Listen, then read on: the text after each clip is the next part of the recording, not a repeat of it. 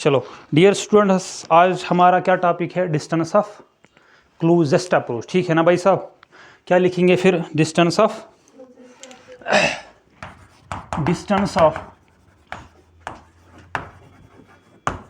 Closest approach.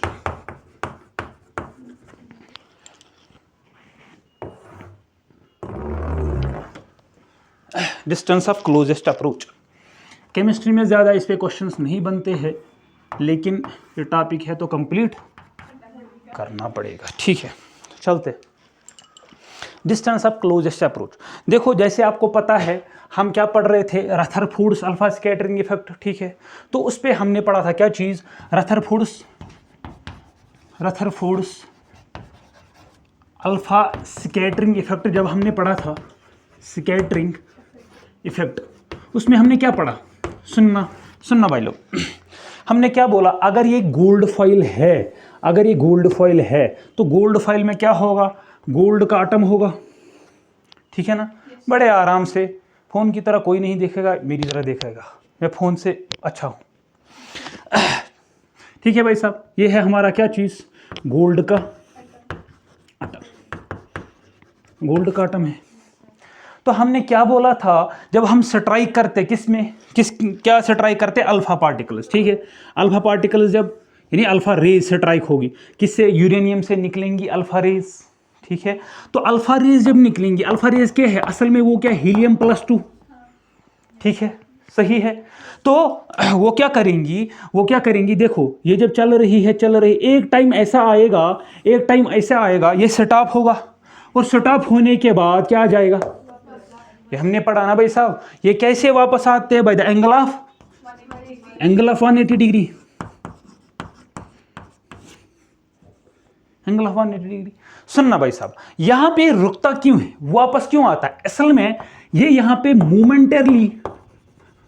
Momentarily किस में आता है? रेस्ट में। यानी इसका मोमेंटम क्या होता है? ये यहां पे स्टॉप होता है। देखो, मोमेंटम किसके बराबर होता है? Mass into velocity. ये वेलोसिटी जीरो होगी, यानी रुक जाएगा। वेलोसिटी जीरो हो जाएगी तो मोमेंटम भी क्या है? जीरो। बात आ रही है समझ में? ठीक है, अच्छा देखो, डिस्टेंस ऑफ क्लोज, मेरी तरह डिस्टेंस ऑफ क्लोजेस्ट अप्रोच अगर देखना होगा तो कुछ पॉइंट्स हमें याद रखने होंगे। देखो, मैंने पहले ही बोला फिजिक्स का कंसेप्ट है, तो फिजिक्स के एक दो चीजें यहां पे हमारे काम में आएंगे। ठीक है, तो समझते हैं। देखो फिजिक्स में हम क्या पढ़ते हैं? अगर हमारे पास दो चार्जेस है, क्या चीज? दो चार्जेस, एक ये है Q और दूसरा अनदर Q। इनके दरमियान डिस्टेंस है R।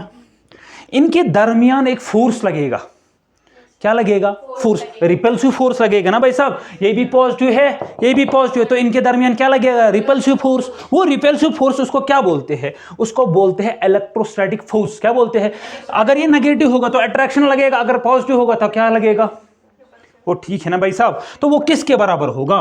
वो होगा F is equal to K Q1 Q2 upon R square. इसको बोलते हैं इलेक्ट्रोस्टैटिक फोर्स। क्या बोलते हैं? इलेक्ट्रोस्टैटिक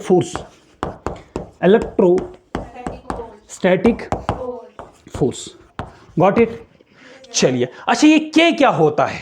के होता है भाई साहब एप्सिलॉन नॉट। के क्या होता है? के किसके बराबर होता है? 1/4 pi epsilon not. Epsilon not क्या होता है? Permeability of space. ज्यादा ध्यान नहीं देना है, समझो और भूल जाओ। ठीक है, समझो और भूल जाओ, ज्यादा ध्यान नहीं देना है।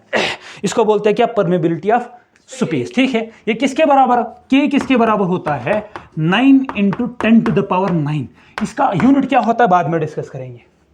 इतना समझ आया? यानी मैं क्या बोल रहा हूं भाई साहब सुनना। इधर देखो, अगर ये दो चार्जेस है, एक चार्ज ये है और दूसरा चार्ज ये है, इनके दरमियान एक फोर्स लगेगा। फिजिक्स क्या बोलती है? इनके दरमियान एक फोर्स लगेगा। वो फोर्स किसके बराबर होगा? F is equal to K Q1 Q2 divide by R square. यानी इन दोनों चार्ज का मैग्नीट्यूड, यानी ये चार्ज कितना होगा, ये कितना होगा, और इनके दरमियान जो सेपरेशन है उसका स्क्वायर। इसको बोलते हैं क्या चीज? Electrostatic force. ठीक है, अच्छा दूसरी चीज यहां पे हम और एक चीज यूज करेंगे। क्या चीज? Electrostatic potential energy. क्या चीज? Static potential energy, potential energy किसके बराबर होती है? देखना वो किसके बराबर होती है। अगर दो चार्जेस होंगे, एक Q1 चार्ज, एक दूसरा Q2 चार्ज, इनके दरमियान रेडियस r, तो किसके बराबर होगा? Electrostatic force, electrostatic potential energy किसके बराबर होगा? यहाँ इलेक्ट्रोस्टैटिक फोर्स वो किसके बराबर? F is equal to K Q1 Q2 upon R, इनके दरमियान जो रेडियस है K Q1 और Q2 अपान, ठीक है ना भाई साहब? वो ठीक है। अच्छा, इस R यहाँ पे और एक चीज है, इसके और इसके दरमियान क्या फर्क है? यहाँ पे सुनना, एक तो यहाँ पे इसका स्क्वायर है, यहाँ पे स्क्वायर नहीं है, और दूसरा यहाँ पे जो Q1 और Q2 रखते हैं, Q1 एंड Q2, वो विद साइंस रखते हैं, विद साइंस। अगर पॉजिटिव होगा तो पॉजिटिव रखेंगे, अगर नेगेटिव होगा तो देखो, according to work energy theorem, according to क्या चीज? सुनना, according to work energy theorem, according to work energy theorem, मेरे साथ लिखते रहो आप। According to work energy theorem, सुनना, अगर एक ब्लॉक है, कोई बॉडी यानी ब्लॉक, ये चल रहा है, क्या चल रहा है? ये चल रहा है, एक ब्लॉक है, ये चल रहा है, इसमें क्या होती है? इसमें एक एनर्जी होती है, उसको बोलते हैं काइनेटिक एनर्जी। काइनेटिक एनर्जी यानी 1/2 mv², काइनेटिक एनर्जी। जब ये चल रहा है तो भाई साहब कुछ टाइम के बाद अगर इसको रोकेंगे, क्या करेंगे? ये सारी काइनेटिक एनर्जी इसके पोटेंशियल एनर्जी में चेंज होगी। इतना सही है? क्या मैं बोल रहा हूं? अगर कोई चीज मोशन कर रहा है, एक ब्लॉक क्या कर रहा है? मोशन कर रहा है, तो इसकी काइनेटिक एनर्जी, शाबाश, इसकी काइनेटिक एनर्जी किस में कन्वर्ट होगी? जब ये क्या होगा? स्टॉप होगा। तो यही इन्हीं दो चीजों को, इसको और इसको, इन्हीं दो चीजों को यूज करके हम डिस्टेंस ऑफ क्लोजेस्ट अप्रोच निकालेंगे। ठीक है? ठीक है, जल्दी नोट डाउन करो इतना।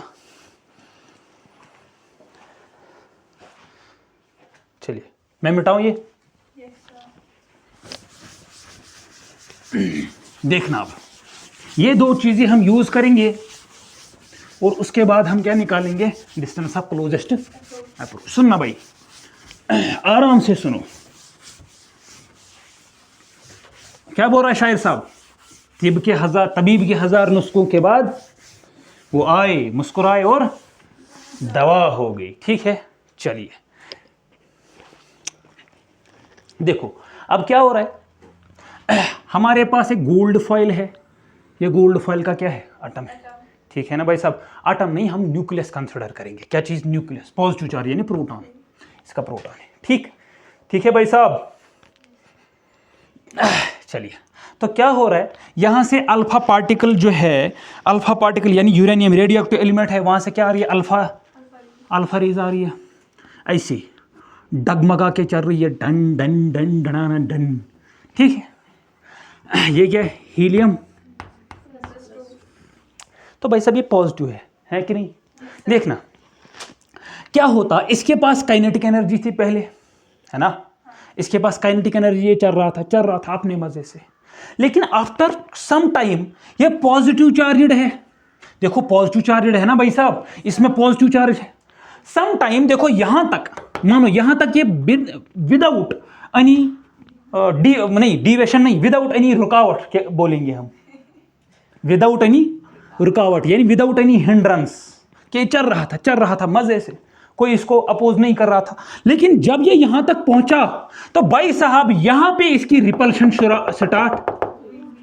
देखो हम मैग्नेट लाते हैं, या हमारे पास एक मैग्नेट होता है, दूसरा मैग्नेट होता है, इसको हम चलाते कुछ नहीं होता, लेकिन आफ्टर सम टाइम अगर यहां पे ले जाए या यहां तक जितनी इसकी स्ट्रेंथ होगी, तो हमें क्या लगता है? या अट्रैक्टिव फोर्स लगता है या रिपल्सिव फोर्स लगेगा, यानी एक फोर्स हमें किसी हद के बाद महसूस होता है। सिमिलरली अगर ये भी पॉजिटिव है, ये भी पॉजिटिव है, तो भाई साहब यहां तक ये विदाउट एनी हिंड्रेंस ये चलेगा, बेझिझक ये चलेगा। लेकिन यहां के बाद क्या होगा? इसका रिपल्शन स्टार्ट होने लगेगा। इसका रिपल्शन क्या होगा? स्टार्ट होने लगेगा। जब इसका रिपल्शन स्टार्ट होने लगेगा तो भाई साहब क्या होगा? इसकी एनर्जी कम होगी, इसकी काइनेटिक एनर्जी कम होगी। इतना सही है? क्यों इसकी काइनेटिक एनर्जी कम क्यों हो रही? बिकॉज इस ये पॉजिटिव है, ये न्यूक्लियस है, ये इस पे क्या रिपल्सिव फोर्स लगा रहा है, ये इस पे क्या कर रहा है। फॉर एग्जांपल मेरे पास ये बंदा है, ये मुझे पुश कर रहा है, मैं यहां से पुश कर रहा हूं।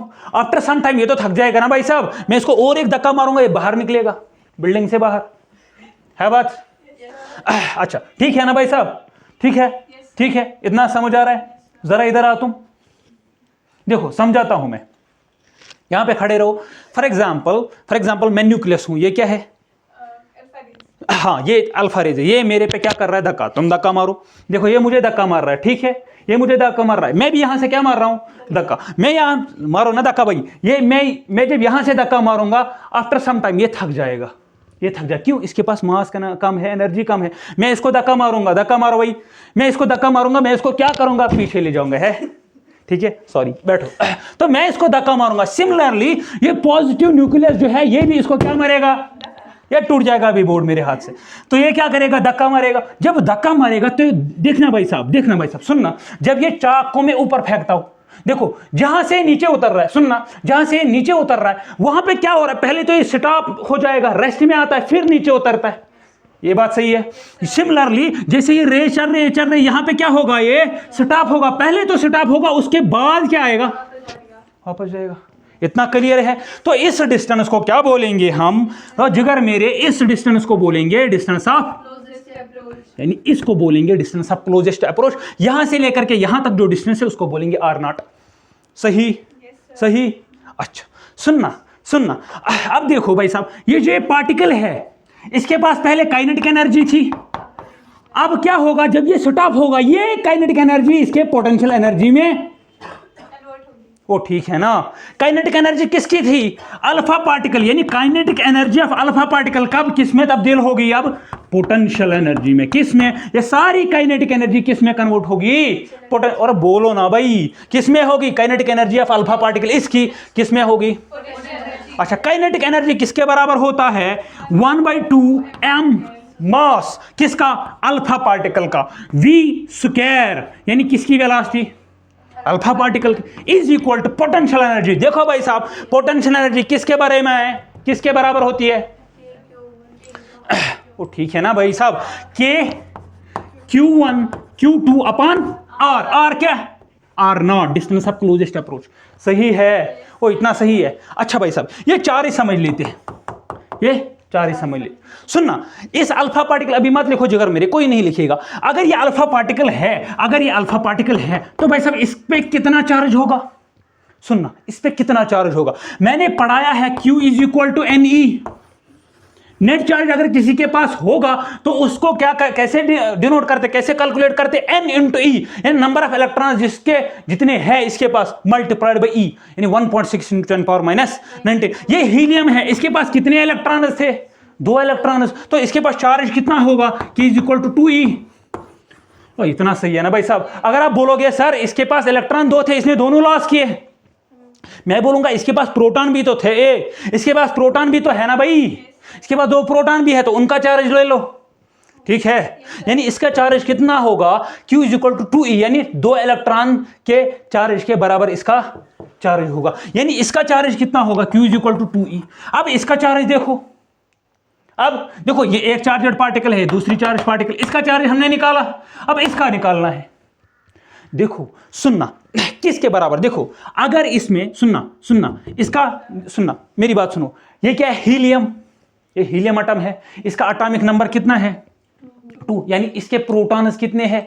असल में अगर इसके प्रोटॉन्स 2 है, प्रोटॉन्स 2 है, तो Z इसका 2 होगा ना भाई, वो ठीक है। इसका चार्ज कितना होगा, 2E। अगर इसका ले, ये गोल्ड है 79 एटॉमिक नंबर, तो इसका चार्ज होगा क्या होगा, 79E। अब ये न्यूक्लियस है, हम मानेंगे कोई सा भी एलिमेंट होगा, कोई सा भी एलिमेंट, मतलब हम लेंगे इसका चार्ज क्या होगा, ZE। क्यों होगा ZE, Z चेंज हो सकता, अगर ये हाइड्रोजन तो 1E चार्ज होगा, अगर ये हीलियम होगा तो 2E होगा, अगर ये गोल्ड होगा तो 79E होगा। बात आ रही है समझ में। देखो भाई साहब, वो दैट मींस इसके पास कितना चार्ज है, 2E, इसके पास कितना चार्ज है, क्लियर। तो देखो भाई साहब, इसको मैं लिखूंगा 1/2 m alpha, m mass of alpha into velocity of alpha का square is equal to K। Q क्या होगा, बोलो भाई, Q क्या होगा, किसका चार्ज, इसका चार्ज कितना है 2E मल्टीप्लाइड बाय इसका चार्ज कितना है ZE डिवाइड बाय रेडियस कितनी है R0। इसी को बोलते हैं डिस्टेंस ऑफ, गॉट इट, इसी को बोलते हैं डिस्टेंस ऑफ क्लोज। अभी रुको, अभी तंबलना नहीं है। कश्मीरी कभी हमारे खून में बस ये निकल जाती है, फ्लो में निकल जाती है। अभी तंबलना नहीं है। इधर देखो भाई साहब, ये मास है किसका, अल्फा पार्टिकल का। अल्फा पार्टिकल का मास कितना होता है, अल्फा पार्टिकल है क्या, वह कौन सी बला है ये तो है ना भाई। इसका मास कितना होता है 4 AMU। Very good. ओ गुपनो, मैंने क्या बोला है, हीलियम 24, यानी इसका मास कितना है 4 है ना, मगर 4 यानी मास ऑफ अल्फा क्या होगा। मगर भाई साहब अगर हम ऐसा यूनिट में डालें तो मास इसका होगा 4 × 1.66 × 10⁻27 kg। तो देखो इसको भी हम ऐसा यूनिट में डालेंगे, इसको भी हम ऐसा यूनिट में डालेंगे, इसको भी, और यहां से ये निकल सकता है मीटर में, तो इसको कन्वर्ट करो फिर सेंटीमीटर में। ठीक है ना भाई साहब। अब थोड़ा बहुत 1 मिनट इधर ध्यान दो। तो इसको लिख सकते हैं क्या चीज, इसको लिख सकते हैं ऐसे, इसको लिख सकते हैं, सुनो, इसको लिख सकते हैं 1/2 mass of alpha velocity of alpha square is equal to K into, इसको क्या लिखोगे, इसको लिखेंगे ZE स्क्वायर अपॉन R0। लिखेंगे नहीं लिखेंगे, ZE into E square Z2E का स्क्वायर लिखेंगे ना भाई। Z देखो ये मल्टीपल में है, पहले लिखा मैंने Z, उसके बाद 2E इंटू E स्क्वायर, और अपना K है। इसी को बोलेंगे क्या चीज, डिस्टेंस ऑफ क्लोजेस्ट अप्रोच। कहां तक ये अप्रोच करेगा, यहां से आप R निकाल सकते हो। और A क्या है, और मास ऑफ अल्फा कितना है 4 MU, यानी 4 × 1.66 × 10⁻27 kg। अच्छा, और एक चीज मैंने बोली थी, मैंने बोला भाई साहब इस K का वैल्यू क्या होगा, K का वैल्यू कितना होगा 9 × यहां पे 9 × 10⁻9। अच्छा यूनिट देखो K इज इक्वल टू शायद F is equal to K Q1 Q2 upon R। देखो हमें क्या करना है, K का यूनिट करना है। देखो K का यूनिट करेंगे F × R divide by Q1 × Q2, वही तो क्या निकलेगा, वही तो K निकलेगा भाई। क्या करेंगे, इस R को मल्टीप्लाई, ये Q1 और Q2 डिवाइड में चला जाएगा। ठीक है, तो यहां पे F का यूनिट क्या है न्यूटन, R का unit metre, divide by coulomb into coulomb square, यानी न्यूटन क्या होगा, इसका यूनिट न्यूटन मीटर पर coulomb square. This is called the distance of closest approach. Thank you, have a nice day. ठीक।